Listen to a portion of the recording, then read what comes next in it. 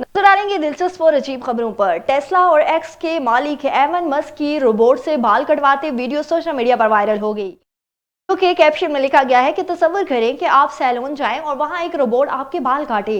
Robot के बारे में लिखा गया है कि ये टेस्ला का बेहतरीन रोबोट है जो सनतों में इनकलाब के लिए डिजाइन किया गया है। ताहम आखिर में वजाहत की गई कि ये वीडियो असली नहीं है, एआई की मदद से बनाई गई है। सार्फिन इस दिलचस्प तबसरे कर रहे हैं। इधर एक ट्वीट में एलन मस्क ने चीनी इलेक्ट्रिक गाड़ियों के मुसाबकती होने का एतराफ कर दिया है।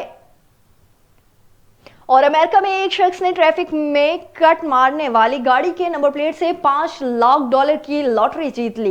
इंग्लैंड के इलाके ग्लेन बर्नी से ताल्लुक रखने वाले शख्स ने बताया है कि वो हाईवे पर गाड़ी चला रहा था कि जब एक बदतमीज ड्राइवर ने उन्हें कट मारा, जिसके बाद उन्हें गाड़ी की नंबर प्लेट याद कर ली। बादशाह शख्स, जिसका नाम जाहिर नहीं किया गया, एक दुकान पर पहुंचा और याद किए हुए नंबर को इस्तेमाल करते हुए लॉटरी के लिए 10 टिकट खरीदे। उन्होंने हर टिकट पर $50,000 जीता, जो मजमूई तौर पर $5 लाख की रकम बन गई।